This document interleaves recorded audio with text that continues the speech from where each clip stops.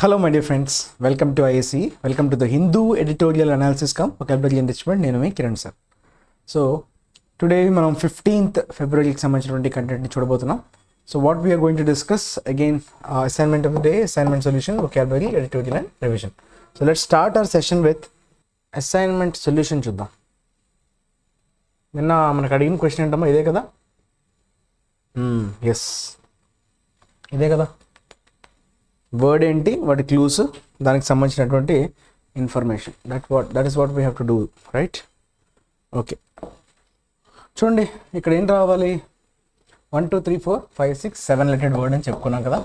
So clues ఏమి ఇచ్చాడమ్మా, వర్బ్గా వాడచ్చు, నౌన్గా వాడచ్చు అనే క్లూ ఇవ్వడం జరిగింది. దాంతోపాటు అది నెగిటివ్ కాంటెక్స్లో వాడతాము అన్నట్టుగా ఒక క్లూ ఇవ్వడం జరిగింది. మీనింగ్ ఏంటి, టస్సల్ ఫైట్, రైట్? అంటే దీన్ని ఏమంటామంటే SCUFFLE, స్కఫల్ అంటాం. స్కఫల్ అంటే ఏంటమ్మా, ఫైట్ అనే మీనింగ్ వస్తుంది. వాగ్వాదం, వారితో గొడవ పట్టడం అనే సెన్స్లో వాడతాం, right? Dispute, okay, argument, fight, tussle, ఇవన్నీ కూడా synonyms. Scuffle, tussle, fight, right? So solution ఏంటి చూద్దాం. ఎర్రర్స్కి సంబంధించినటువంటి సొల్యూషన్ ఇది. The Samajwadi party leader Swami Prasad Maurya, okay, on Tuesday resigned to the post of the party national general secretary. చాలా చిన్న సెంటెన్స్ ఇది కదా.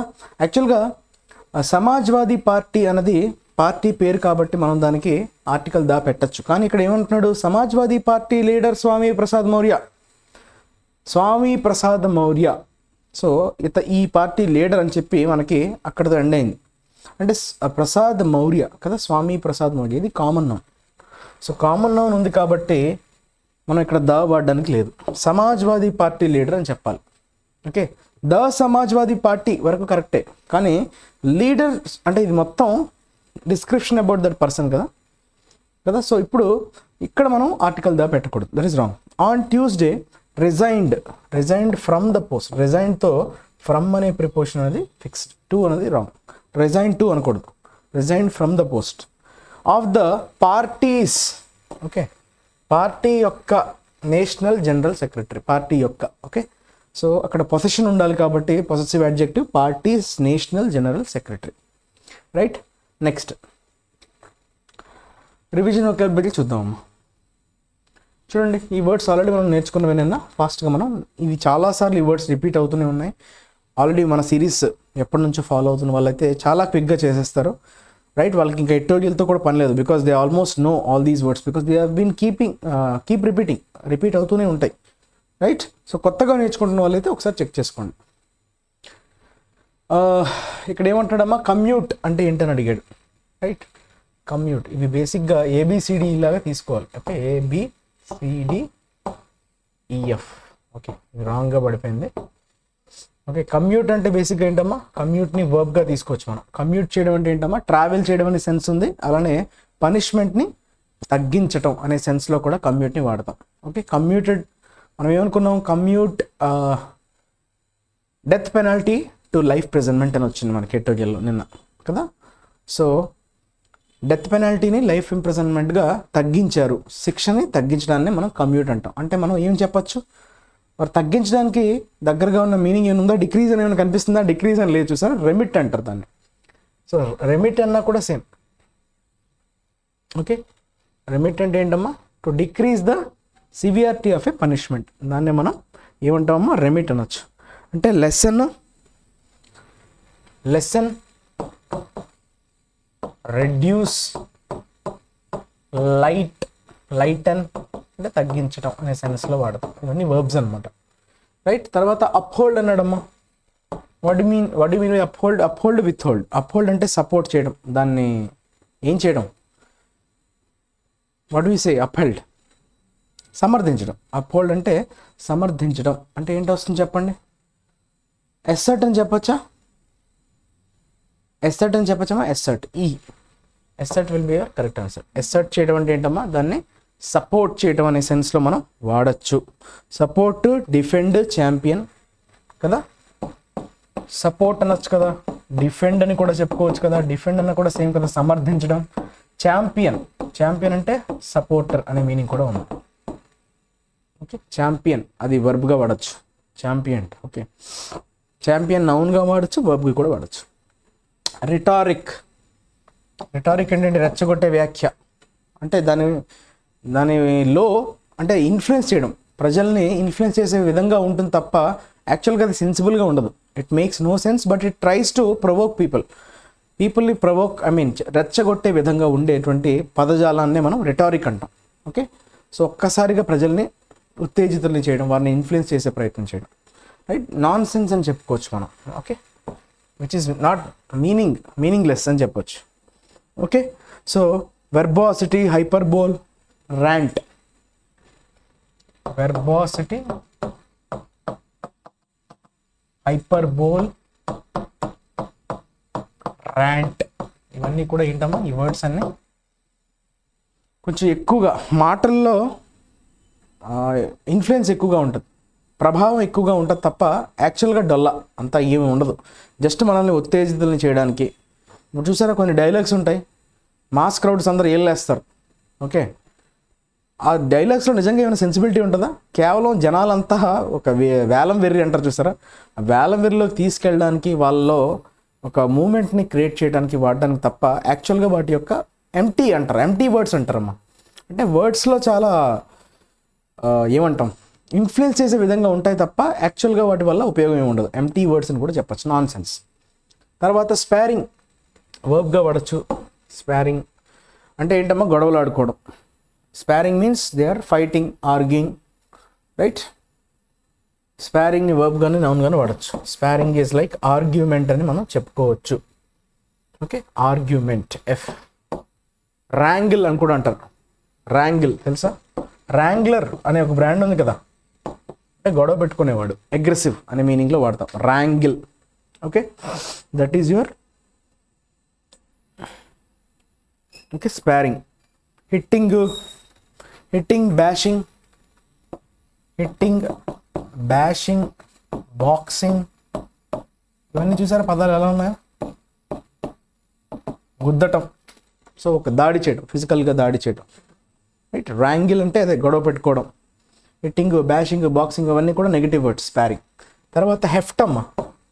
హెఫ్టీ అనే అడ్జెక్టివ్ చూసుంటారు మీరు చాలాసార్లు. హెఫ్ట్ అంటే చాలా ఇన్ఫ్లుయెన్స్ చేయడం, అంటే వెయిట్ అనే మీనింగ్లో వాడతాం జనరల్గా. Actual meaning is weight. సో నన్ను కాంటెక్చువల్గా ఇన్ఫ్లుయెన్స్ అనే మీనింగ్లో మనం వాడటం జరిగింది కదా, ఖతార్కి ఇన్ఫ్లుయెన్స్కి సంబంధించి కదా. వెయిట్ ఏ విషయంలో చెప్పడం జరిగిందమ్మా మనకి? ఎవరెవరి మధ్య? ఈజిప్టా? కాదు, ఇజ్రాయిల్ గాజాకి మధ్య జరుగుతున్నటువంటి గొడవల్లో ఇన్ఫ్లుయెన్స్ చేసే విధంగా ఇంటర్లొక్యూటర్గా ప్రవర్తించింది ఖతార్ అని చెప్పడం జరిగింది కదా. సో ఆ కాంటెక్స్లో మనం నేర్చుకున్నాం, right. That is heft. Heft అంటే అక్కడ వెయిట్, ఇన్ఫ్లుయెన్స్ అనే మీనింగ్ వస్తుంది. Okay, so B should be your correct answer. Okay, weight అంటే అక్కడ ఫిజికల్ వెయిట్ అని అర్థం కాదు. సో వారికి ఉన్నటువంటి ప్రాబల్యం అని చెప్పచ్చు. నేను చెప్పుకున్నాం కదా, ఇన్ఫ్లుయెన్స్, గ్రావిటీ అని చెప్పుకోవచ్చు. గ్రావిటీ, ఇన్ఫ్లుయెన్స్, ఓకే, అన్నీ దగ్గరగా ఉండే పదాలు, నౌన్స్. క్లియర్? తర్వాత రెమిటెన్స్ అన్నాడమ్మా. ఏఎన్సి అంటే ఇది నౌన్ అవుతుంది. రెమిటెన్స్ అంటే ఏంటమ్మా?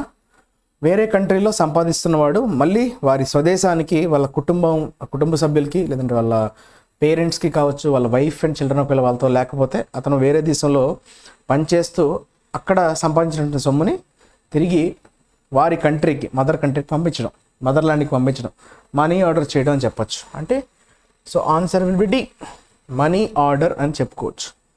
అంతే కదా. Transfer of funds, money order, దాన్నే మనం రెమిటెన్స్ అంటాం. ఫ్రమ్ అనదర్ కంట్రీ అమ్మ. Transfer of funds from another country to his mother land, to his own country, that is called your remittance.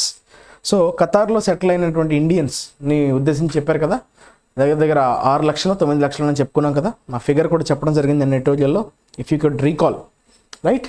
So ఆ రెమిటెన్స్ రూపంలో వచ్చే మనీ కూడా contribute చేస్తుంది భారతదేశానికి అని చెప్పే కాంటెక్స్లో మనం నేర్చుకోవడం జరిగింది. Okay, remittance. ఇక్కడ కూడా రెమిట్కి అర్థం ఏంటి చూసారా? అక్కడ రెమిట్కి తేడా. ఓకే, రెమిటెన్స్ నౌన్, అక్కడ రెమిట్ తగ్గించడం, lessen the punishment, severity of the punishment. తర్వాత ఏమంటున్నాడమ్మా? This is your editorial of the day. ఏమంటున్నాడు? ఫార్మింగ్ కన్సెన్సస్ అంటున్నాడు.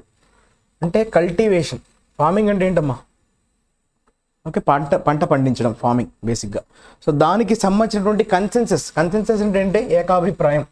ఇప్పుడు జరుగుతుంది కదా, ప్రొటెస్టులు జరుగుతున్నాయి, ఫార్మర్స్ రోడ్లు ఎక్కారు. Okay, especially northern part of the country. So అక్కడ జరుగుతున్నటువంటి ప్రొటెస్ట్ నేపథ్యంలో ఎందుకు జరుగుతుంది, సో వారందరికీ మధ్య ఒక ఏకాభిప్రాయాన్ని తీసుకురావడానికి ప్రభుత్వం ఎట్లాంటి చర్యలు తీసుకోబోతుంది అనే విషయాన్ని మనం డిస్కస్ చేయబోతున్నట్లుగా మనకి టైటిల్ ద్వారా అర్థమవుతుంది, right? So the centre must address grievances of farmers through, అంటే ఇంకేదో ఉంది మనం, ఓకే, త్రూ టాక్స్ అమ్మ. ఓకే, చర్చలు చేయడం ద్వారా, త్రూ అంటే ద్వారా, చర్చల ద్వారా. ఓకే, సెంటర్ ఖచ్చితంగా వారి యొక్క ఫిర్యాదులు, గ్రీవెన్సెస్ అంటే ఏంటమ్మా? కంప్లైంట్స్, ఫిర్యాదులు అంటాం. సో వారి యొక్క కంప్లైంట్స్ని, వారి యొక్క ఫిర్యాదుల్ని మనం పరిష్కరించగలగాలి. అడ్రస్ అంటే పరిష్కరించగలగడం. Farmers, okay, grievances of farmers, రైతుల యొక్క ఫిర్యాదుల్ని పరిష్కరించాలి, అది కూడా చర్చల ద్వారా పరిష్కరించాలి అని చెప్తున్నాడు. సో ఒకసారి మనం ఆర్టికల్ని చూసే ప్రయత్నం అయితే చేద్దాం. ఫార్మర్స్ చూడండి ఒకసారి, ఖచ్చితంగా ఆర్టికల్ని చదివిన తర్వాతనే వినండి, అప్పుడే మీకు చాలా బాగా అర్థమయ్యే ఛాన్సెస్ ఎక్కువ. డైరెక్ట్గా వినడం వల్ల మీకు దాని వాల్యూ కానీ దాని ఇంపార్టెన్స్ కానీ అర్థం కాదు. నేను చెప్తూ ఉంటాను, మీరు వింటూ ఉంటారు, but it's important to read it. So మీ రీడింగ్ హ్యాబిట్, రీడింగ్ స్కిల్స్ పెంచుకోవడానికే నేను ప్రతిసారి సెంటెన్స్ని చదివి మీరు చెప్పొచ్చు, సార్ ఈ సారాంశం ఏదో మీరు నోటితో చెప్పవచ్చు కదా, చెప్తే వినొచ్చు, మీకు అర్థం అవ్వచ్చు, కానీ మీకు ఆ ఎబిలిటీ డెవలప్ అవ్వదు. So my intention is to make you, so రేపు పొద్దున్న మీరు ఈ క్లాస్ మీద డిపెండ్ అవ్వాల్సిన అవసరం ఉండకూడదు, రైట్? సో ఇనీషియల్గా మాత్రమే డిపెండ్ అవ్వాలి మీరు, తర్వాత డిపెండెన్స్ తగ్గిపోవాలి, రైట్? కొత్త స్టూడెంట్స్ వచ్చి నేర్చుకోవాలి తప్ప పాత వాళ్ళందరూ they should be able to read on their own, right? That's my intention, right? సో చూద్దాం ఒకసారి ఏమంటున్నాడు. Farmers from Punjab in their thousands have assembled. ఇక్కడ వర్బ్ ఏంటమ్మా? హ్యావ్ అసెంబుల్డ్, అందరూ గ్యాదర్ అయ్యారు. ఎక్కడెక్కడ? At 3 points. ఓకే, 3 points దగ్గర అయితే అవి ఎక్కడంతా 3 points? Along the border with Haryana, హర్యానాతో బార్డర్గా ఉన్నటువంటి ప్రాంతాల్లో ఒక 3 ప్రాంతాల్లో ఎంచుకొని ఫార్మర్స్ ఎక్కడి నుంచమ్మా? పంజాబ్ నుంచి. ఓకే, కొన్ని వేల సంఖ్యలో వారందరూ గ్యాదర్ అయ్యారంట. హర్యానాతో బార్డర్గా ఉన్నటువంటి ప్రాంతాల్లో ఒక 3 ప్రాంతాలను ఎంచుకొని అక్కడ గ్యాదర్ అయ్యారు పంజాబ్కి సంబంధించినటువంటి రైతులు. Where they have been stopped from marching to Delhi. So ఢిల్లీకి పయనం అవుదాం అనేటువంటి ఒక ఉద్దేశం. చలో ఢిల్లీ అంటారు కదా, చలో ఢిల్లీ అంటే మార్చ్ అంటే అక్కడ అర్థం ఏంటమ్మా? అంటే అటువైపు అందరూ ఒక గ్రూప్ లాగా వెళ్ళడం. ఓకే, ప్రొటెస్ట్ చేస్తూ మనం దాని వైపు వెళ్ళడాన్ని మార్చ్ అంటాం. Marching means moving forward. So Delhi వైపు వెళ్తున్న వారిని ఆపడం జరిగింది, వారిని నిలిపివేశారు. ద ప్రొటెస్టర్స్ ఆర్ డిమాండింగ్, ఏమని ప్రొటెస్ట్ చేస్తున్నారంటే వాళ్ళు, legally guaranteed MSP for crops, debt waiver, cancellation of international agreements impacting the agriculture sector and A minimum pension of 5,000 for farmers and agriculture labour. Okay, వాళ్ళు ఏం demand చేస్తున్నారమ్మా ఈ protesters అంటే మన రైతులే, పంజాబ్కి చెందినటువంటి రైతులు. వారు ఏం డిమాండ్ చేస్తున్నారంట? Legally guaranteed MSP for crops, పంటకి సంబంధించినటువంటి కనీస మద్దతు ధర అంటాం. ఎంఎస్పీ అంటే మీనింగ్ ఏంటమ్మా? మినిమం సపోర్ట్ ప్రైస్ అని అంటాం. ఓకే, సో బేసిక్గా మీకు ఎంఎస్పీ అంటే ఏంటో తెలిసి ఉండాలి. ఎంఎస్పీ అంటే అర్థం కాకపోతే మళ్ళీ మీకు ఈ చర్చ అన్నది అసలు ఎందుకు జరుగుతుంది, డిబేట్కి మీరు కనెక్ట్ చేసుకోలేరు. సో ఎంఎస్పీ ఇస్ బేసికలీ పేరులోనే ఉంది కదా, మినిమం సపోర్ట్ ప్రైస్. ఇప్పుడు మినిమం సపోర్ట్ ప్రైస్ అంటే అర్థం ఏంటి? మళ్ళీ తెలుగులో చెప్పాను, కనీస మద్దతు ధర అంటే దాని అర్థం ఏంటంటే, ఎప్పుడైనా ఒక వెరైటీని పండించేటప్పుడు రైతులకి ఏంటంటే ఫస్ట్ వాళ్ళు ఎందుకు పండిస్తారు? దానికి డిమాండ్ ఉండాలి. అంటే వాళ్ళు పండించిన పంట వినియోగదారుడు ఉండాలి కొనుక్కోవడానికి. సో వాళ్ళు ఏదైనా పంట పండిస్తే వాళ్ళకి గిట్టుబాటు అవ్వాలి, రైట్? ఆ గిట్టుబాటు అయ్యే ధర అంటే మనకి ఎంతైతే ప్రాఫిట్ ఒకటి అనుకుంటారు కదా, మనం ఎంత పెట్టుబడి పెడుతున్నాం, సో ఇంత ప్రాఫిట్ వస్తేనే వాళ్ళు మళ్ళీ దాన్ని పండించడానికి అవకాశం ఉంటుంది. ఒకసారి మనం ఒక పంట పండించి మనకి రావాల్సినటువంటి రాబడి రాకపోతే ఏమవుతుంది? సో డెఫినెట్గా రైతు మళ్ళీ ఆ పంట వేయడానికి he will not come forward. So అలాంటప్పుడు గవర్నమెంట్ ఏం చేస్తుందంటే రైతులకి ఒక భరోసాని కల్పించడానికి, రైట్, ఫ్యూచర్లో ఎవరు కొనకపోయినా మేము మీ దగ్గర ఖచ్చితంగా కొంటాము అనేటువంటి ఒక ఎష్యూర్డ్ ప్రైస్, అంటే మీరు పంట వేసే ముందే మేము ఇంతకు కొంటామని వారికి ఒక భరోసాని కల్పించేదే ఎంఎస్పి. దాన్నే మనం కనీస మద్దతు ధర. సో ప్రభుత్వం రైతులకి ఒక భరోసాని ఇచ్చేటువంటి ఆ విధానాన్ని మనం ఎంఎస్పి అంటాం. కాకపోతే దానికి ఎటువంటి చట్టబద్ధత లేదు. అంటే అర్థం ఏంటి? చట్టబద్ధత లేకపోవడం వల్ల ఏంటి అంటే గవర్నమెంట్స్ ఇస్తున్నాయి తప్ప ఖచ్చితంగా ఇవ్వాలి, ఒకవేళ సడన్గా ఇవ్వకపోతే వాళ్ళ మీద అంటే ప్రభుత్వం మీద మనం ఏమన్నా కోర్ట్ని అప్రోచ్ అవ్వచ్చా అంటే దానికి ఆన్సర్ ఏమవుతుంది? లో. మీరేం కూడా ప్రభుత్వాన్ని ఏమీ అనలేరు, ప్రశ్నించలేరు. ఎందుకంటే అది ప్రభుత్వం యొక్క దయాదాక్షిణ్యాల మీద ఆధారపడి ఉంటుంది. సో ఇప్పుడు రైతులు ఏం చేస్తున్నారంటే లీగల్ చేస్తే ఏమంటున్నారు? లీగల్లీ గ్యారంటీడ్, మాకు ఖచ్చితంగా ఒక ఖచ్చితత్వం, లీగల్ ప్రొటెక్షన్ కావాలి. లీగల్ ప్రొటెక్షన్ అయితే అర్థం ఏంటి? సో ప్రభుత్వాలు మారినా, ఈ ప్రభుత్వం కాదు ఇంకొక ప్రభుత్వం వచ్చినా కూడా, లేదంటే ప్రభుత్వం ఎంఎస్పి ఇవ్వకపోయినా మనం వెళ్ళి కోర్టులో ఫైల్ చేయొచ్చు. అప్పుడు మనకి న్యాయం జరుగుతుంది.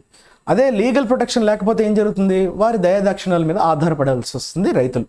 సో ఆ ప్రాబ్లమ్ని అడ్రస్ చేయడానికి వాళ్ళు మాకు లీగల్గా గ్యారంటీడ్ ఎంఎస్పి కావాలి మా పంటలకి, అంటే వాళ్ళు వేసిన పంటకి కనీసం మద్దతు ధర కావాలి అన్నట్టుగా లీగల్గా మాకు ఆ ప్రొటెక్షన్ కావాలని రైతులు ఆందోళనని చేపడుతున్నారు. అది కారణం. డెట్ వేవర్ అన్నాడు. డెట్ వేవర్ అంటే అర్థం ఏంటమ్మా? అంటే మీరు చేసినటువంటి అప్పుల్ని రుణమాఫీ అంటాం కదా, that is called debt waiver. Waiver అంటే వేవ్ ఆఫ్ అంటే మీనింగ్ ఏంటమ్మా? మాఫీ చేయడం. క్యాన్సిలేషన్ ఆఫ్ ఇంటర్నేషనల్ అగ్రిమెంట్స్, అంతర్జాతీయ ఒప్పందాలని కూడా కంప్లీట్గా క్యాన్సిల్ చేయాలి. ఏదైతే అగ్రికల్చర్ సెక్టార్ని ఇంపాక్ట్ చేసేటువంటి అగ్రిమెంట్స్ ఉన్నాయో వాటిని కంప్లీట్గా రద్దు చేయాలి అన్నట్టుగా కూడా వాళ్ళ డిమాండ్. అండ్ మినిమం పెన్షన్, కనీసంలో కనీసం 5,000 రూపాయలైనా ఫార్మర్స్కి అగ్రికల్చర్ లేబర్ అంటే రైతు కూలీలు. సో వారికి 5,000 రూపాయల పెన్షన్ అనేది మినిమం ఇవ్వాలి అన్నట్టుగా వారి డిమాండ్స్ అనమాట ఇవన్నీ. సో ఈ డిమాండ్స్ని పెట్టుకొని వాళ్ళు ప్రొటెస్ట్ చేస్తున్నారు. Some of these demands were raised during their earlier protest in 2021-22, which was called off after the BJP-led central government withdrew 3 controversial laws that had sought to reform the agriculture sector. So మీకు already గుర్తుండి ఉండొచ్చు కొంతమందికి, ఎవరైతే follow అయ్యి ఉన్నారో 2021-22 మధ్యలో రైతులకు సంబంధించినటువంటి కొన్ని చట్టాలని ప్రభుత్వం తీసుకొచ్చే ప్రయత్నం చేసింది, అమలు చేద్దామని బిల్లు కూడా పాస్ అయిపోయింది లోక్సభలో, రాజ్యసభలో. కాకపోతే రైతులు తీవ్రంగా దాన్ని వ్యతిరేకరించడంతో సో బీజేపీ గవర్నమెంట్ కూడా తలగ్గాల్సి వచ్చింది, వెనక్కి తీసుకున్నారు. ఓకే, చూసారు ఇక్కడ ఏమన్నాడు? ఇట్ వాస్ కాల్డ్ ఆఫ్ అన్నాడు. Demands were raised during their earlier protest. అయితే కొన్ని ఆల్రెడీ మెన్షన్ చేసినటువంటి డిమాండ్స్లో కొన్ని డిమాండ్స్ ఈ 2021లో ఎప్పుడైతే ప్రొటెస్ట్ చేశారో సో అప్పుడే వాళ్ళు రేజ్ చేశారనమాట.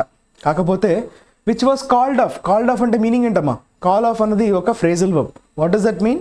కాల్ ఆఫ్ అంటే క్యాన్సిల్ చేసేశారు అని అర్థం.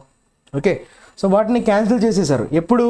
ఆఫ్టర్ ద బీజేపీ లెడ్, అంటే బీజేపీ అధికారంలో ఉన్న నేతృత్వంలో, లెడ్ అంటే అక్కడ మీనింగ్ ఏంటి? బీజేపీ నేతృత్వంలో, బీజేపీ హయాంలో సెంట్రల్ గవర్నమెంట్ ఆ 3 కాంట్రవర్షియల్ లాస్ అన్నాడు, వివాదాస్పదమైనటువంటి చట్టాలని ఏం చేసాయి? విత్డ్రా చేసుకోండి అంటే ఏంటి? వెనక్కి తీసుకుంది. That had sought to reform. అయితే యాక్చువల్గా దాని ఇంటెన్షన్ ఏంటి? ఆ లాస్ని తీసుకురావడానికి గల కారణం ఏంటి? రైతాంగంలో ఓకే అగ్రికల్చర్ సెక్టార్లో రిఫార్మ్స్ తీసుకురావాలి, మార్పు తీసుకురావాలి, సంస్కరణలు తీసుకురావాలి అనేటువంటి ఒక ఉద్దేశంతో ఆ చట్టాలను అయితే తీసుకురావడం జరిగింది. కానీ రైతులు దాన్ని తీవ్రంగా వ్యతిరేకించారు. యూపీ ఎలక్షన్స్ ముందు ఉండడంతో వారికి గత్యంతరం లేక భారతీయ జనతా పార్టీ ఏం చేసింది? కోల్పోదలుచుకోవట్లేదు. వాళ్ళు ఫస్ట్ పట్టించుకోలేదు, కానీ యూపీ ఎలక్షన్స్ రావడంతో వాళ్ళు భయపడి, ఎందుకంటే majority of the Lok Sabha seats మనకి యూపీ నుంచే కాబట్టి యూపీలో గెలిస్తే ఆల్మోస్ట్ ఇండియాలో దాని రిపుల్ ఫ్యాక్టర్ అంటాం కదా, ఆ రిపుల్స్ అన్నవి ఎక్స్టెండ్ అయ్యే అవకాశం ఉండడంతో బీజేపీ ఆ సాహసానికి, అంటే వారిని వ్యతిరేకించి మనం వెళ్ళిపోదాం అన్న డెసిషన్కి రాకుండా విత్డ్రా చేసుకుందనమాట. అది నేపథ్యం. సో ఆ టైంలో కూడా కొన్ని డిమాండ్స్ అనేవి రేజ్ చేయడం జరిగిందంట అంతకుముందు చేసినటువంటి ప్రొటెస్ట్లో. The protest now is spearheaded by the SKM, a splinter group of the body that had led the earlier protest. అంతకుముందు జరిగినటువంటి ప్రొటెస్ట్లో ఏదైతే నేతృత్వం వహించిందో ఎవరో ఒకరు, స్పియర్ హెడ్ అంటే మీనింగ్ ఏంటమ్మా? స్పియర్ హెడ్ అంటే వారు ముందుకు తీసుకెళ్లే ప్రయత్నం చేయడం, అంటే వారి నేతృత్వంలో జరిగింది, అంటే వారు దానికి ఇన్ఛార్జ్గా ఉండడం, వారు దాన్ని నడిపించే ప్రయత్నం చేయడాన్ని స్పియర్ హెడ్ అంటాం. ఓకే, సో అది ఎస్కేఎం అనేటువంటి ఒక నాన్ పొలిటికల్ పార్టీ అన్నది ప్రస్తుతం దానికి ఓకే ఇన్ఛార్జ్గా వ్యవహరిస్తుంది, దాన్ని లీడ్ చేస్తుంది అనే మీనింగ్. అదొక స్ప్లింటర్ గ్రూప్. స్ప్లింటర్ అంటే మీనింగ్ అంటే సబ్ గ్రూప్ అనే మీనింగ్ వస్తుంది, అంటే సబ్ డివిజన్, ఇంకో division small group. Splinter group అంటే అంతకుముందు ప్రొటెస్ట్ చేసినప్పుడు అంటే 2021-22లో ఈ ఫార్మ్ బిల్స్ని వెనక్కి తీసుకోవాలన్నట్టుగా ప్రొటెస్ట్లు ఏవైతే జరిగాయో ఆ గ్రూప్లో ఒక సబ్ గ్రూపే ఈ ఎస్కేఎం అనేటువంటి ఒక గ్రూప్ అనమాట. అది ప్రస్తుతానికి లీడ్ చేస్తుంది అనమాట, రైట్, ఈ ప్రొటెస్ట్ని. The split signifies fissures in the interest groups across Haryana, Punjab and western UP and Rajasthan. ఇదంతా చూసారా మీరు జాగ్రత్తగా అబ్జర్వ్ చేస్తే వీళ్ళందరూ కూడా హర్యానా, పంజాబ్ అంటే మనకి నార్త్ వైపే వీళ్ళందరూ కాన్సన్ట్రేట్ అయినట్టుగా కనిపిస్తుంది. Haryana, Punjab, western UP and Rajasthan. This split అంటే అక్కడ డివిజన్ అనే మీనింగ్ వస్తుంది. స్ప్లిట్ అంటే అక్కడ ఏంటమ్మా డివిజన్. డివిజన్ అంటే దేనికి సంబంధించింది? ఈ స్ప్లింటర్ గ్రూప్ ఏదైతే విడిపోయిందో దాన్ని ఉద్దేశించి స్ప్లిట్ అంటున్నాడు. స్ప్లిట్ అంటే ఆ డివిజన్. సిగ్నిఫైస్ ఫిషర్స్ అంటే బీటలు వచ్చాయంటే అర్థం ఏంటమ్మా అంటే కొంచెం డిసగ్రిమెంట్స్ రావడం, వారి మధ్య అభిప్రాయ భేదాలు రావడం. That is called fissures. Cracks అంటాం కదా, క్రాక్ అన్నా ఫిషర్ అన్నా పగుళ్ళు అంటాం కదా, that is fissure. So interest groups అంటే ఏంటంటే కొన్ని గ్రూప్ యొక్క ప్రయోజనాల్ని కాపాడే వాటిని మనం ప్రెషర్ గ్రూప్స్ అని కానీ ఇంట్రెస్ట్ గ్రూప్స్ అని కానీ అంటుంటాం. అంటే ఒక గ్రూప్కి సంబంధించినటువంటి ప్రయోజనాల్ని కాపాడడానికి వాళ్ళు ప్రయత్నిస్తూ ఉంటారు. సో అటువంటి గ్రూప్స్ని మనం ఏమంటాం అంటే ఇంట్రెస్ట్ గ్రూప్స్ అని అంటాం. సో వాళ్ళ పని ఏంటి? ఒత్తిడి తీసుకురావడం, ప్రభుత్వం మీద ఒత్తిడి తీసుకొచ్చే ప్రయత్నం చేస్తుంటాయి ఈ ఇంట్రెస్ట్ గ్రూప్స్. ఓకే, సో అవి ఎక్కడ స్ప్రెడ్ అయి ఉన్నాయమ్మా? Haryana, Punjab, western UP and Rajasthan. There are at least 3 other strands of protests gathering strengths. దీంతో పాటు ఇంకో 3 ఉన్నాయంట. స్ట్రాండ్స్ అంటే ఏంటమ్మా అంటే వాటి లాంటివే, అంటే వాటి పంధాలో నడిచేటువంటి మిగతా 3 ప్రొటెస్టులు కూడా జరుగుతున్నాయి. అవి కూడా గ్యాదరింగ్ స్ట్రెంగ్త్, అవి కూడా బలాన్ని సంతరించుకుంటున్నాయి. గ్యాదరింగ్ స్ట్రెంగ్త్ అంటున్నాడు కదా, బలాన్ని సంతరించుకుంటున్నాయి అవి కూడా అని చెప్తున్నాడు. Farmers in western UP affected by the Jewar airport project and Yamuna expressway are up in arms. ఇదొక ఇడియం అమ్మ. అప్ ఇన్ ఆర్మ్స్ అన్నాడు. What does that mean? Up in arms అంటే వాళ్ళు తీవ్రంగా వ్యతిరేకిస్తున్నారు, దానికోసం పోరాటం చేస్తున్నారు, ప్రొటెస్ట్ చేస్తున్నారు. అప్ ఇన్ ఆర్మ్స్ అంటే బేసిక్గా వెపన్స్తో అని అర్థం. ఆర్మ్స్ అంటే వెపన్ అంటే కర్రలు కానీ, అంటే కర్రలు ఇవన్నీ ఎందుకు పట్టుకుని వస్తారు? టు ఎక్స్ప్రెస్ దేర్ ప్రొటెస్ట్ కదా, వారికి ఉన్నటువంటి కోపాన్ని, వారికి ఉన్నటువంటి అనాసక్తిని చూపించడానికి చేసేదే up in arms. So they protesting అని అర్థం. సో యమునా ఎక్స్ప్రెస్ వే అలానే జేవార్ ఎయిర్పోర్ట్ ప్రాజెక్ట్ వల్ల ఎఫెక్ట్ అయినటువంటి ఫార్మర్స్, అది కూడా వెస్టర్న్ యూపీలో ఉండేటువంటి ఫార్మర్స్ ఎవరైతే ఉన్నారో, సో ఈ 2 ప్రాజెక్ట్స్ వల్ల వాళ్ళు కొంచెం ఇబ్బందుల్లో పడ్డారంట. సో వారు కూడా ఈ ప్రొటెస్ట్లో కూడా భాగమయ్యారు. In Haryana Sonipat farmers are protesting land acquisition for power cables. Okay, power cables కోసం ల్యాండ్ని ఎక్విజిషన్ అంటే అర్థం ఏంటమ్మా? ల్యాండ్ ఎక్విజిషన్ అంటే ఏంటమ్మా? సో ఎక్కడైతే ల్యాండ్ లభ్యత, ఓకే, లభ్యత కోసం వాళ్ళు దాన్ని ఎక్వైర్ చేస్తుంటారు, భూమిని వాళ్ళు గ్యాదర్ చేస్తుంటారు కదా గవర్నమెంట్. సో దానికి వ్యతిరేకంగా వాళ్ళు ప్రొటెస్ట్ చేస్తారంట హర్యానాకి సంబంధించినటువంటి సోనిపట్ అనేటువంటి ప్రాంతంలో గల రైతులు. Okay, the original SKM and several trade unions have called for a national rural and industrial strike on February 16. February 16 అంటే రేపు వీళ్ళందరూ trade unions SKM, right, original SKM, ఇందాక స్ప్లింటర్ గ్రూప్ అన్నాం కదా. సో దానికి సంబంధించినటువంటి ఒరిజినల్ SKM ఏదైతే ఉందో, ఇక్కడ మనం చెప్పుకున్నటువంటి SKM, it is a splinter group of the body. ఆ బాడీ అంటే ఏది? ఈ పర్టికులర్ ఒరిజినల్ SKM.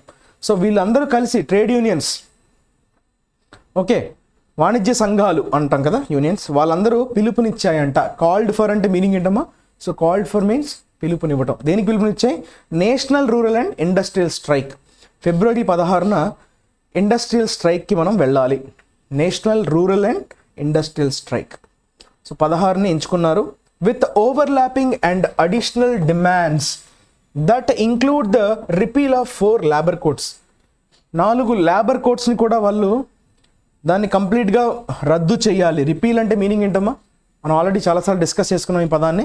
రిపీల్ చేయడం అంటే దాన్ని కంప్లీట్గా నిర్వీర్యం చేయడం, దాన్ని కంప్లీట్గా రద్దు చేయడం. సో 4 లేబర్ కోడ్స్ కూడా ఏవో ఉన్నాయి, అవి కూడా అడిషనల్ డిమాండ్స్ అనమాట వీటితో పాటుగా. So with overlapping and additional demands that include the repeal of 4 labour codes. Okay, అంటే ఆ కోడ్స్ ఏవో లేబర్కి అనుకూలంగా లేవు. ఓకే, ఇండస్ట్రీలు పెట్టే వాళ్ళకి లేదంటే పెద్ద రైతులకి అది వాళ్ళకు అనుకూలంగా ఉన్నట్టుగా ఉన్నాయి. సో వాటిని రద్దు చేయాల్సినట్టుగా కూడా మనకి రిక్వెస్ట్లు ఉన్నాయి, డిమాండ్స్ ఉన్నాయి. చూద్దాం. ఇప్పుడు ఏమంటున్నాడు, the government has open talks with the Punjab farmers but a legal guarantee of MSP appears unlikely. అయితే ప్రభుత్వం వారితో చర్చలు జరపడానికి అయితే గేట్స్ ఓపెన్ చేసింది, ఆహ్వానించింది. కాకపోతే ఈ లీగల్ గ్యారంటీ ఆఫ్ ఎంఎస్పి, లీగల్గా చట్టబద్ధత ఏదైతే ఇవ్వాలని కోరుకుంటుందో అదైతే జరిగేటట్లు కనిపించట్లేదు. అపియర్స్ అన్లైక్లీ అంటే అర్థం ఏంటమ్మా, జరిగేటట్లుగా అసలు కనిపించడం లేదు. ఛాన్సెస్ ఆర్ బ్లీక్ అంటారు. ఛాన్సెస్ ఆర్ బ్లీక్ అంటే అర్థం ఏంటి, జరిగే అవకాశం లేదు.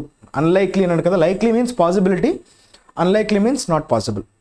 So the police in Haryana and Delhi have stopped. Okay, police ఎలా వాడాడు, ద పోలీస్ అన్నట్టు చూసారా, ద పోలీస్ని మనం ఎలా వాడతాం. So that is completely it is taken as plural, అందుకే మనకి హ్యావ్ స్టాప్డ్ వచ్చింది. Right, in Haryana and Delhi have stopped the farmers more than 200 kilometers away from Delhi as they are resolute that the farmers will not be allowed near the border of the national capital where they had laid siege in 21-22. అంటే last time జరిగింది కదా 21-22లో farmers బిల్స్ని వెనక తీసుకోవాలి ప్రభుత్వం అనేది అయితే వాళ్ళు protest చేశారో అప్పుడు వాళ్ళు చాలా ఓకే దే లేడ్ సీజ్ అన్నాడు. ఇక్కడ అర్థం ఏంటి, అప్పుడు జరిగినటువంటి ప్రొటెస్ట్లో వాళ్ళు కంప్లీట్గా నిర్బంధం చేసేసారు, అంటే కంప్లీట్గా వాళ్ళ కంట్రోల్లోకి తీసుకొచ్చేసారు ఢిల్లీని మొత్తాన్ని చుట్టుముట్టేసి ఎక్కడ కూడా వెహికల్స్ని అంటే మూవ్మెంట్ని ఢిల్లీ లోపలికి వచ్చేవారిని లేదంటే ఢిల్లీ నుంచి బయటకు వెళ్ళేవారిని వారి మూవ్మెంట్ని అబ్స్ట్రక్ట్ చేశారు. దానివల్ల చాలామంది ఇబ్బంది పడ్డారు. సో అలాంటి సిచ్యువేషన్ మళ్ళీ ఏర్పడకూడదని పోలీసులు ఈసారి ఏంటి జాగ్రత్త పడ్డారు, 200 kilometers ముందుగానే వారిని ఆపే ప్రయత్నం అయితే చేసేశారు. Stop the farmers more than 200 kilometers away from Delhi నుంచి 200 kilometers దూరంలోనే వాళ్ళని ఆపేయడం జరిగింది. యాజ్ దే ఆర్ రిజల్యూట్, చాలా పట్టుబట్టారు. రిజల్యూట్ అంటే అర్థం ఏంటమ్మా, పట్టుదలతో ఉన్నారు, డిటర్మైన్డ్గా ఉన్నారు. That the farmers will not be allowed, వాళ్ళని ఎట్టి పరిస్థితుల్లో కూడా మనం బార్డర్ని దాటనివ్వకూడదు, దాటితే లాస్ట్ టైం జరిగినట్టుగా వాళ్ళు మళ్ళీ అవాంతరాలు సృష్టిస్తారు అనేటువంటి ఒక ఎక్స్పీరియన్స్ ఉంది. కాబట్టి వాళ్ళకి ఆ బ్యాడ్ ఎక్స్పీరియన్స్తో వాళ్ళు ముందు జాగ్రత్త చర్యలు అయితే చేపట్టారు. The MSP based procurement by the FCI has been the bedrock of food security, but the case for its reform is strong. అయితే ఈ MSP బేస్ చేసుకొని ఏదైతే ప్రొక్యూర్మెంట్ అంటే ఏంటమ్మా, గ్యాదర్ చేయడం, కొనుక్కోవడం, రైతుల దగ్గర నుంచి FCI కొనుక్కుంటుంది కదా. గవర్నమెంట్ అంటే అక్కడ అర్థం ఏంటి, గవర్నమెంట్ అంటే FCI, food corporation of India అంటాం. సో దాని పని ఏంటంటే ఈ MSP ధరని పే చేసి రైతుల దగ్గర తీసుకొని మళ్ళీ దాని మీద సబ్సిడీ ప్రైస్తో రేషన్ స్టోర్స్కి బియ్యాల కిందకి అది ట్రాన్స్పోర్ట్ చేస్తుంది, డిస్ట్రిబ్యూట్ చేస్తుంది అనమాట. ఓకే, మనం ఏదైతే రేషన్ షాప్స్లో మనం తీసుకుంటున్నామో అదంతా కూడా మనకి FCI ప్రొక్యూర్ అంటే ఫార్మర్స్ దగ్గర ప్రొక్యూర్ చేసుకున్నటువంటి రైస్ అనమాట. ఇది జనరల్గా FCI will pay that MSP and it will purchase from the farmers. That has been the bedrock అంటున్నాడు. బెడ్ రాక్ అంటే మీనింగ్ ఏంటమ్మా, బేస్ ఫౌండేషన్. బెడ్ రాక్ అంటే ఏంటమ్మా, దేనికైనా బేసిక్ ఫౌండేషన్ అని చెప్పే మీనింగ్లో మనం బెడ్ రాక్ అనే పదాన్ని వాడతాం. ఇది నౌన్గా వాడాడు, అబ్జర్వ్ చేశారా. ఫుడ్ సెక్యూరిటీ అన్నాడు అంటే ఆహార భద్రత. What do you mean by food security? Food security is nothing but 3 A's. ఏంటా 3 A's? Availability, affordability and accessibility. ఈ మూడు ఫ్యాక్టర్స్ని ఫుల్ఫిల్ చేసేదాన్ని మనం ఏమంటాం, ఫుడ్ సెక్యూరిటీ అని అంటాం. ఆహార భద్రత, అది యాక్సెసిబుల్గాను ఉండాలి, అందరికీ అందుబాటులోనూ ఉండాలి. అఫోర్డబుల్, అందరూ దాన్ని కొనే విధంగా ఉండాలి. అవైలబిలిటీ, లభ్యత కూడా ఉండాలి, లభ్యత ఉండాలి. ఓకే, అందరికీ అందుబాటులోనూ ఉండాలి, అలానే ధరలు కూడా కొనుక్కునే విధంగా ఉండాలి. So that is what food security. So food సెక్యూరిటీని అంటే ప్రతి పేదవాడు కూడా కనీసం ఫుడ్ కోసం ఇబ్బంది పడకూడదు, మినిమం ఫుడ్ ఓకే ఇబ్బంది పడకూడదు దాన్ని మెయింటైన్ చేయడానికి FCI అన్నది దాని యొక్క మెయిన్ ప్రైమ్ రెస్పాన్సిబిలిటీ అనమాట భారతదేశంలో. రైట్, కాకపోతే దానికి కొన్ని రిఫార్మ్స్ అయితే అవసరం.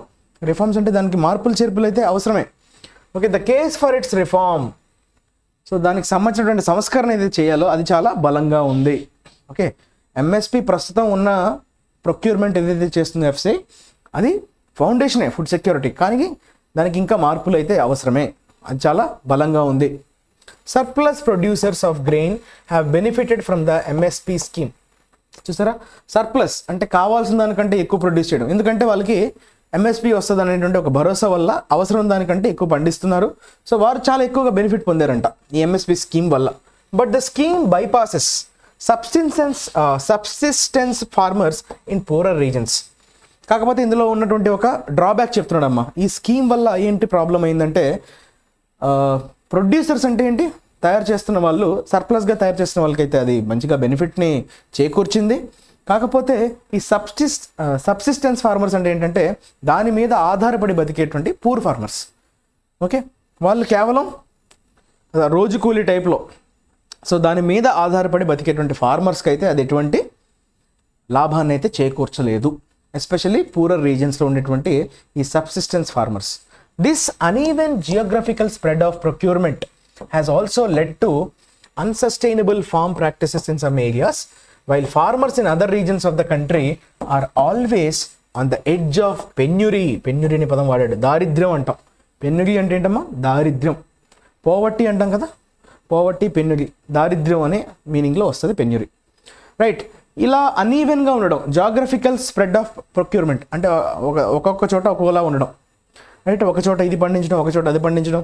సో అక్కడ అన్ఈవెన్గా ఉండడం వల్ల ఈ ప్రొక్యూర్మెంట్ అన్నది అది దేనికి దారితీస్తుందంట, అన్సస్టైనబుల్ ఫార్మ్ ప్రాక్టీసెస్ అంటున్నాడు. అన్సస్టైనబుల్ అంటే అర్థం ఏంటమ్మా అంటే తర్వాత తరాలు వాళ్ళు ఇబ్బంది పడే విధంగా, that is called unsustainable. Sustainable అంటే మీనింగ్ ఏంటి అంటే వచ్చే తర్వాత తరాల వాళ్ళకి ఇబ్బంది కలగనివ్వకుండా ఉండే వాటిని మనం సస్టైనబుల్ ఫార్మ్ ప్రాక్టీసెస్ అంటాం. అన్సస్టైనబుల్ అంటే కేవలం మీరు అప్పటికప్పుడు కమర్షియల్గా మీరు ఏదో లబ్ధి పొందాలని చేస్తారు తప్ప దానివల్ల ఫ్యూచర్ నష్టపోయే అవకాశం ఉండే వాటిని మనం అన్సస్టైనబుల్ ఫార్మ్ ప్రాక్టీసెస్ అంటాం.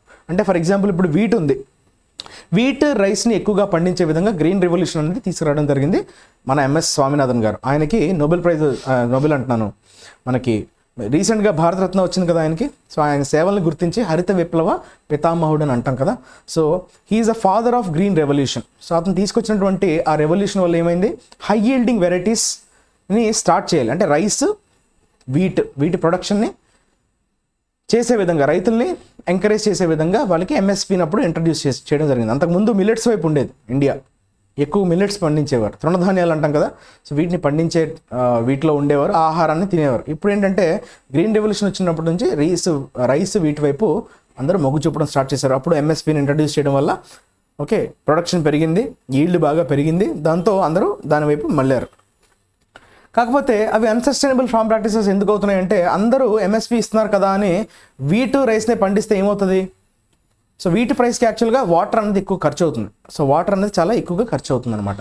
సో భూగర్భ జలాల్లో కూడా ప్రమాదంలో పడే అవకాశం ఉంది. దానివల్ల ఎడారిగా మారిపోయే ప్రమాదం కూడా ఉంది. పంజాబ్ ప్రాంతం కూడా కంప్లీట్గా ఎక్కువగా ఆ వెరైటీస్ పండించేస్తుంటాయి. అందుకన్నాడు సర్ప్లస్ ప్రొడ్యూసర్స్ అని కదా, అవసరం దానికంటే ఎక్కువ పండించడం. అంటే మనకు డైవర్సిటీ కావాలి.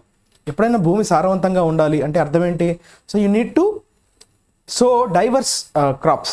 డైవర్సిఫికేషన్ లేదంటే అగ్రికల్చర్లో ఏమవుతుంది, సో అక్కడ మనకి డ్రాట్ వచ్చే అవకాశం ఎక్కువ, కరువు వచ్చే అవకాశం ఉంటుంది, మొత్తం ఎడారిగా మాడిపోయే అవకాశం ఉంటుంది. అదే చెప్తున్నాడు, వాటిని మనం అన్సస్టైనబుల్ ఫార్మ్ ప్రాక్టీసెస్ అని అంటున్నాడు. కొన్ని ప్రాంతాల్లో అలా ఉంది, ఇంకొంతమంది ప్రాంతాల్లో ఏంటి, కంట్రీలో are always on the edge of the penury, దారిద్ర్య దిగువన, అంటే దారిద్ర్యానికి చాలా దగ్గరగా ఉంటున్నారు ఫార్మర్స్ అని చెప్తున్నాడు. కొన్ని ఏరియాస్లో ఆల్ దీస్ కాల్స్ ఫర్, ఇదంతా దేనికి పిలుపునిస్తుంది, revamping of the public support for farming. So open support అనేది ఇప్పుడు అవసరం, దాన్ని రీవ్యాంప్ చేయడం. రీవ్యాంప్ అంటే ఏంటమ్మా, రీఆర్గనైజ్ చేయడం. రీవ్యాంప్ అంటే కంప్లీట్గా దాన్ని మార్చాల్సినటువంటి అవసరం. రీవ్యాంప్ అంటే ఒక ప్రక్షాళన అనే మీనింగ్లో వస్తుంది. రీవ్యాంప్ చేయడం అంటే దాన్ని కంప్లీట్గా స్ట్రక్చరల్ చేంజెస్ని తీసుకురావాల్సినటువంటి అవసరం ఉంది, which is essential for reasons that include national food security. Okay, national food security అన్నది ఎంత అవసరం, ఆ reasons, okay, which is essential for reasons that include national food security. Okay, ఫార్మింగ్కి పబ్లిక్ సపోర్ట్ అనేది అంత అవసరం. సో రీవ్యాంప్ చేయాల్సినటువంటి అవసరం వచ్చేసింది. దిస్ క్యాన్ బి అచీవ్డ్, ఇది ఎలా అచీవ్ చేస్తాం, better through wide political consultation. సంప్రదింపులు జరగాలి, రాజకీయ సంప్రదింపులు జరగాలి. వైడ్ అంటే చాలా విస్తృతంగా రాజకీయ సంప్రదింపులు అనేది జరగాలి. And by encouraging the beneficiaries of the current system to diversify production and increase productivity. ఇందాక మీకు చెప్పుకున్నాం, డైవర్సిఫై చేయాలి అంటే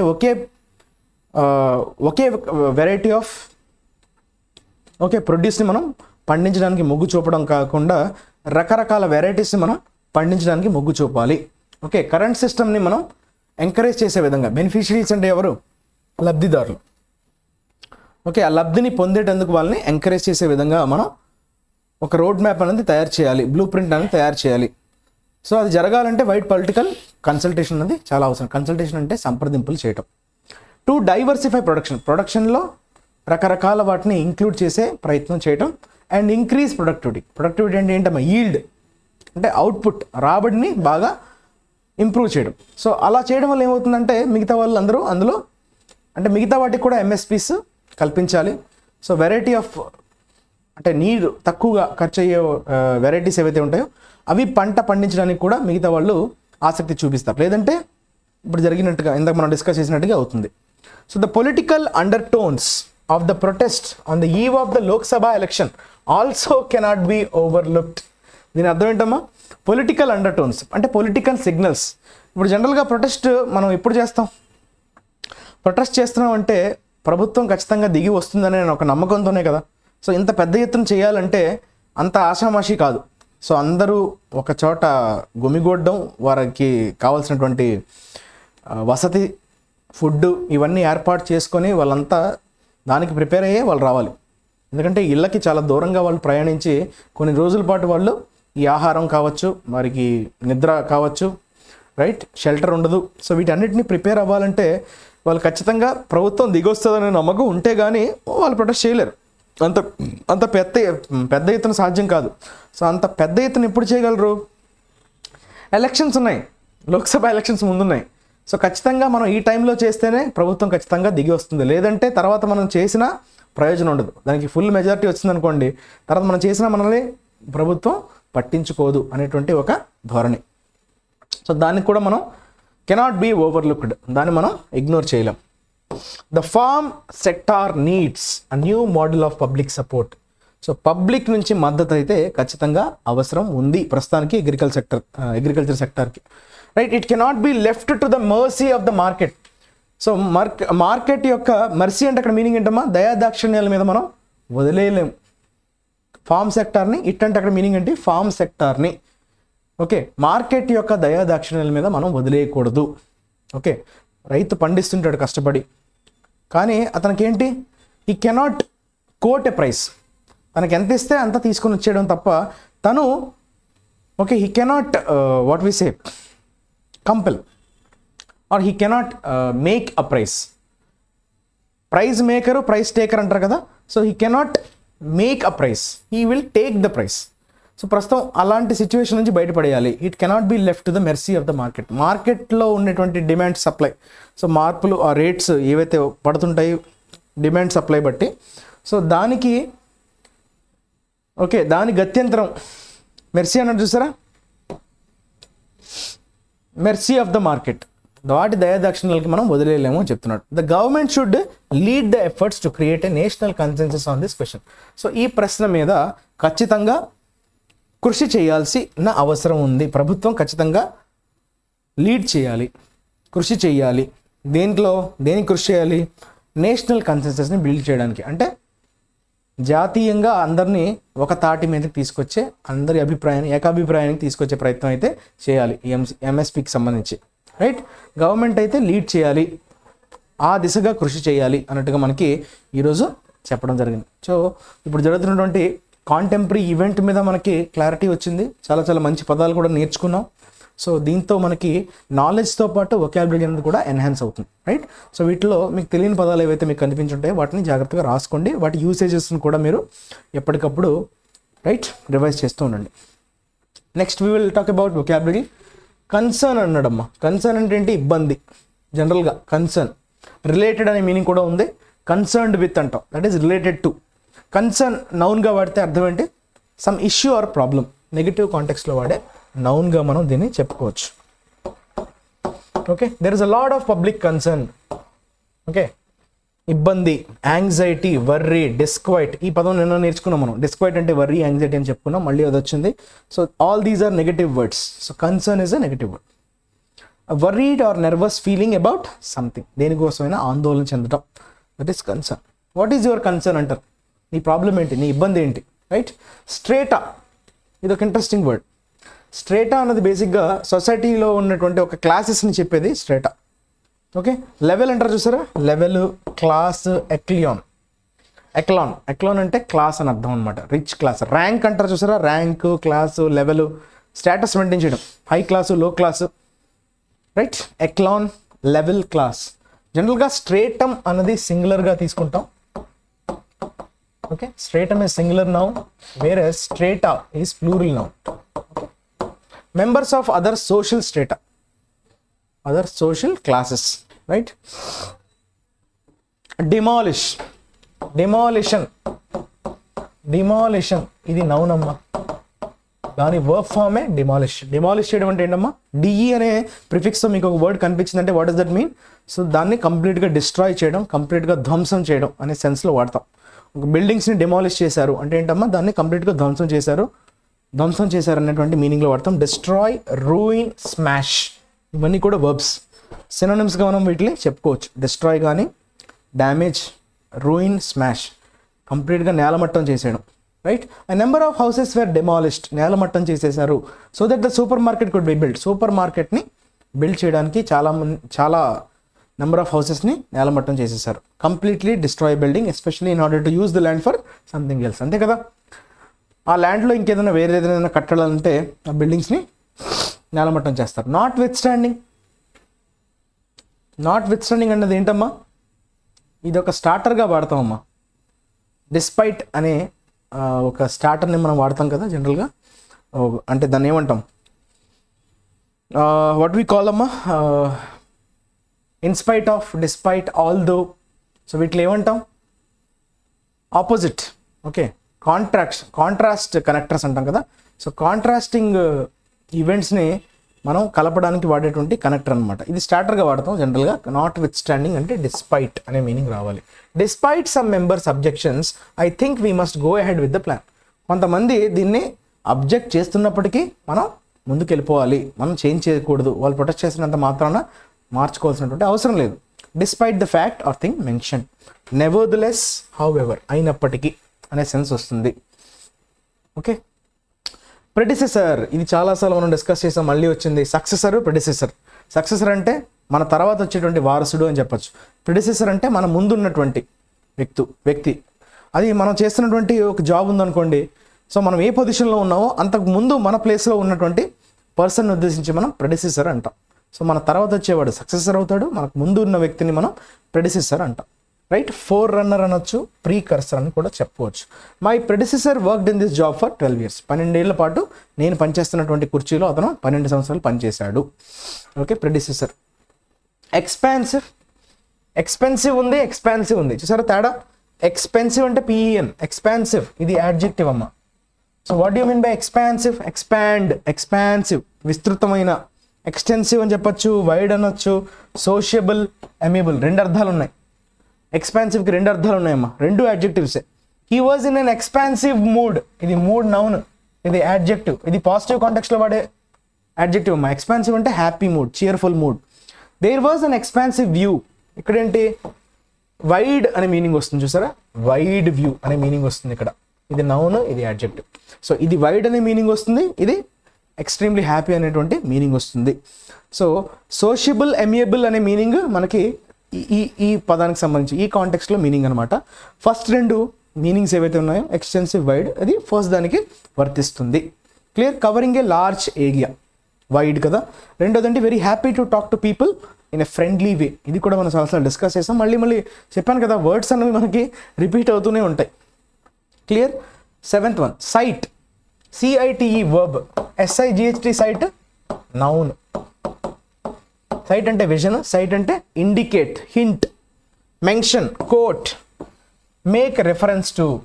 ఓకే, ఇండికేట్ చేయటం, మెన్షన్ చేయడం, కోట్ చేయటం.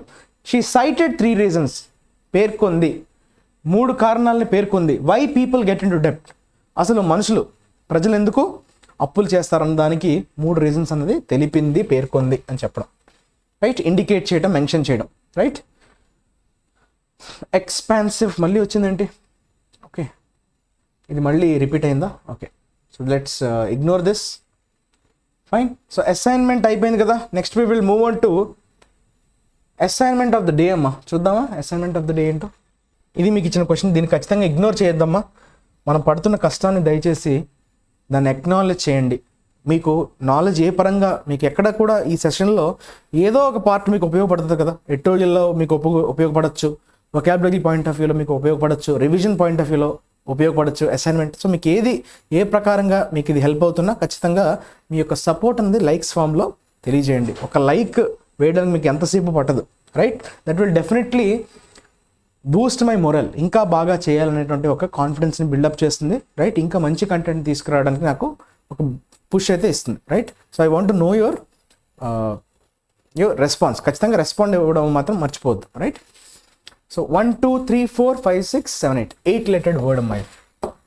ఇది దానికి సంబంధించిన క్లూస్ అంటే అదొక నౌన్ అంట. అది కూడా నెగటివ్ కాంటెక్స్ట్లో వాడే నౌన్ అయితే కాదు. చిల్డ్రన్కి సంబంధించినటువంటి రూట్ వర్డ్ అయితే అందులో ఉందంట. ఆ వర్డ్లో చిల్డ్రన్ అనేటువంటి మీనింగ్ ఇచ్చేటువంటి రూట్ వర్డ్లో దాగి ఉంది ఆ పదంలో. Principle and methods of instruction అంటే టీచ్ చేసేటువంటి విధానం. Methods and principal. ఓకే, సూత్రం అంటాం కదా, సూత్రం and different ways of teaching, instruct చేయడం. The Bharatiya Janata party. ఇది ఈ 3 క్లూజ్ అమ్మా. వీటిని బేస్ చేసుకొని ఆ వర్డ్ ఏంటన్నది మీరు కామెంట్ సెక్షన్లో మెన్షన్ చేయండి. రెండోది ఏంటంటే the Bharatiya Janata party received nearly 90% of corporate donations worth 680.49 crores that 5 national parties together in 2022-23 according to a report by Election Watchdog Association of Democratic Reforms. ఈరోజు వచ్చినటువంటి పేపర్లో తీసుకున్నటువంటి ఒక సెంటెన్స్. ఇందులో ఎక్కడెక్కడ మనకు ఒక ఇన్ఫర్మేషన్ తెలుస్తుంది, దాంతోపాటు ఓకే గ్రామర్ కాన్సెప్ట్స్ అనేవి ఒకసారి బ్రష్ అప్ అవుతాయి. Okay, hope you enjoyed the session. So సెషన్ని ఖచ్చితంగా మీ ఫ్రెండ్స్కి ఫార్వర్డ్ చేయండి. చాలా ఇన్ఫర్మేటివ్ కంటెంట్ మీరు నేర్చుకుంటున్నారు కాబట్టి ఖచ్చితంగా మీ యొక్క మద్దతుని, మీ యొక్క ఒపీనియన్ని, ఇంకేమైనా ఫీడ్బ్యాక్ ఉంటే మీరు దాన్ని కమెంట్ రూపంలో మెన్షన్ చేయండి. Okay, thank you for watching. మళ్ళీ రేపు మీ ముందుకు వచ్చేస్తా. అంతవరకు have a nice day, take care. Your Kiran sir signing off. Bye.